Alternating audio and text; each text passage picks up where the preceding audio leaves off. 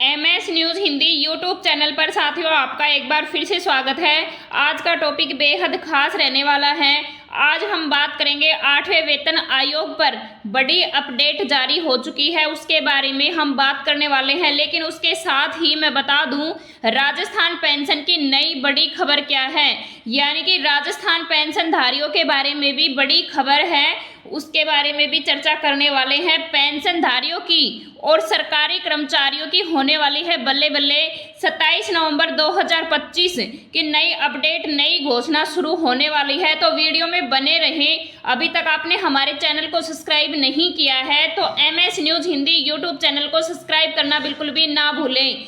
8वें वेतन पर आयोग की बड़ी अपडेट क्या क्या है और पेंशन की नई खबर क्या है, जानिए वीडियो के माध्यम से। राजस्थान में पेंशन पर सरकार की बड़ी घोषणा क्या है, जाने अब हर महीने कितने पैसे मिलेंगे राजस्थान के पेंशनधारियों को। तो मैं बता दूं कि राजस्थान में बुजुर्गों और विधवा महिलाओं की पेंशन बढ़ाई गई है।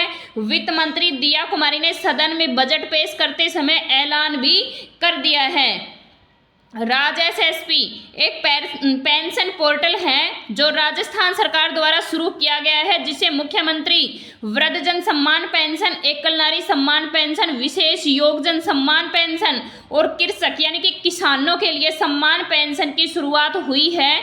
इस पोर्टल, इस वेबसाइट के माध्यम से आप पेंशन का आवेदन भी चेक कर सकते हैं, स्टेटस भी चेक कर सकते हैं, पेंशन लिस्ट, पात्रता और अन्य सुविधाओं का लाभ भी नीचे दिए गए लिंक्स का प्रयोग करके आप ले सकते हैं। तो वीडियो में बने रहें, पूरी जानकारी ले देखें। सामान्यतः पूछे जाने वाले प्रश्न कौन कौन से हैं, तो प्रश्न नंबर 1 है कि पेंशन का भौतिक सत्यापन कब करवाना या कब तक करवाना चाहिए या अनिवार्य है।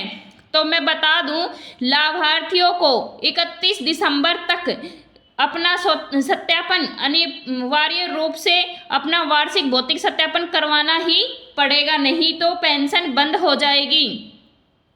पेंशन सत्यापन कैसे किया जा सकता है, तो ई-मित्र से, कियोस्क मित्र प्लस केंद्रों और फेस रिकॉर्डिंग यानी कि मोबाइल ऐप से भी हम सत्यापन करवा सकते हैं। प्रश्न नंबर 3, समय पर सत्यापन न करवाने पर क्या होगा। तो मैं सभी पेंशनधारी बहन भाइयों को बता दूं कि समय सीमा निकलने पर पेंशन भुगतान रोक दिया जाएगा, योजना का लाभ भी रुक जाएगा यानी कि बाधित हो जाएगा। राज SSP पोर्टल एक सामाजिक सुरक्षा पेंशन पोर्टल है, यानी कि एक ऐसी वेबसाइट है राजस्थान की जिससे पेंशनधारियों को पेंशन मिलती है, जिसे राजस्थान सरकार द्वारा संचालित या चालू किया गया है। इसके अंतर्गत बूढ़े वृद्धजन पेंशन, एकल नारी जो अकेली महिलाएं रहती हैं, विशेष योगजन पेंशन और किसान सम्मान पेंशन योजनाओं की सेवाओं को संचालित यानी कि चालू किया गया है।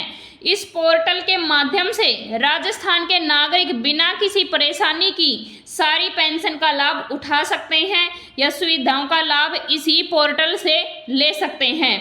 तो साथियों, ये खबर थी राजस्थान पेंशनधारियों की। तो अब हम बात कर लेते हैं कि 8वें पेमेंट या 8वां वेतन आयोग 69 लाख पेंशन हुए बाहर, आज बड़ी बैठक, यानी कि जो 8वां वेतन सरकारी कर्मचारियों के लिए लगने वाला है, तो साथियों उसमें 69 लाख पेंशनधारी वेतन से बाहर होने वाले हैं। ज्ञापन की बढ़ती लागत को ध्यान में रखते हुए उठाया गया है ताकि समाज के कमजोर तबकों को आर्थिक सुरक्षा मिल सके। इस नई व्यवस्था के अंतर्गत पात्रता, भुगतान और सत्यापन के नियमों में भी सुधार किए गए हैं, जिससे पारदर्शिता और तेजी भी आई है। तो साथियों, मैं आपको बता दूं कि आयोग के अध्यक्ष न्यायमूर्ति रंजना प्रकाश देसाई होगी, पंकज जैन सदस्य सचिव और प्रोफेसर पुलक घोष पार्ट टाइम सदस्य नियुक्त किए गए हैं। अब कमीशन अपनी सिफारिशें 18 महीने के अंदर ही देगा। इसके बाद 1 जनवरी 2026 से नया वेतनमान लागू हो सकता है, लेकिन अभी डिक्लेयर नहीं हुआ है, लेकिन लागू हो सकता है। हालांकि पुरानी ट्रेंड को देखते हुए सिफारिशों की पूरी तरह इम्प्लीमेंट होने में 2028 तक का इंतजार भी करना पड़ सकता है। कर्मचारियों को 17-18 महीने का एरियर एक मुश्त या किस्तों में भी मिल सकता है। इससे मैं बता दूं कि सरकारी कर्मचारियों को 50 लाख कर्मचारियों यानी कि 69 लाख पेंशनधारियों को इसका फायदा होने वाला है। अब हम जानेंगे आयोग का काम क्या होगा। आयोग का मुख्य काम केंद्र सरकार के कर्मचारी यानी कि रक्षा बलों ऑल इंडिया सर्विस अधिकारियों की वेतन संरचना, भत्तों, पेंशन योजनाओं की समीक्षा करना होगा। वित्त मंत्रालय के अनुसार आयोग ऐसी सिफारिशें देगा जो सरकारी नौकरी में प्रतिभाशाली लोगों को आगे बढ़ाने में, कार्यकुशलता बढ़ाने में और जवाबदेही सुनिश्चित करने में भी मदद कर सकती हैं। साथियों, 8वें वेतन के आयोग के दायरे में कौन कौन होंगे यानी कि कौन कौन कर्मचारी आएंगे। केंद्र सरकार के सभी औद्योगिक, गैर औद्योगिक कर्मचारी होंगे। ऑल इंडिया सर्विस यानी कि IAS, IPS, IFS आदि के अधिकारियों को भी 8वें वेतन के लागू होंगे। रक्षा बलों के कर्मी और केंद्र शासित प्रदेशों के कर्मचारी, भारत के नियंत्रक, महालेखा परीक्षक विभाग और संसद द्वारा गठित रेगुलेटरी बॉडीज या RBI को छोड़कर सभी सदस्य हैं वे लागू होते हैं। सुप्रीम कोर्ट और केंद्र शासित प्रदेशों के हाई कोर्ट के अधिकारी व कर्मचारी हैं उनको भी मिलने वाला है। 8वें वेतन के आयोग 1 जनवरी 2026 से लागू होने की उम्मीद बताई गई है, लेकिन वेतन वृद्धि की अंतिम तिथि और भुगतान की अवधि पर आयोग की रिपोर्ट पर निर्भर करेगा। हालांकि बढ़े हुए वेतन पर भुगतान 1 जनवरी 2026 से ही शुरू हो जाएगा। अगर आयोग की रिपोर्ट 2027 या 28 में आती है तो 1 जनवरी 2026 से लागू होने वाली राशि का एरियर यानी कि बकाया कर्मचारियों को भी दिया जाएगा। आयोग की रिपोर्ट 8वें वेतन आयोग को अपनी सिफारिशें देने के लिए 18 महीने का समय दिया गया है। रिपोर्ट आने के बाद सरकार इसे मंजूरी देगी। बढ़ी हुई सैलरी का भुगतान 1 जनवरी 2026 से ही शुरू होने की उम्मीद बताई गई है। भले ही आयोग को रिपोर्ट सबमिट करने में अधिक समय लग भी सकता है। एरियर यानी बकाया अगर लागू होने में देरी होती है तो सरकारी कर्मचारियों को 1 जनवरी 2026 से लागू होने की तारीख वास्तव में भुगतान की तारीख के बीच की अवधि का बकाया भी मिलेगा। उदाहरण के लिए यदि आयोग 2027 में लागू होता है तो सरकारी कर्मचारियों को 1 जनवरी 2026 से 27 तक का बकाया मिल भी सकता है। 8वें वेतन का आयोग का फायदा किसे मिलेगा, किसे नहीं।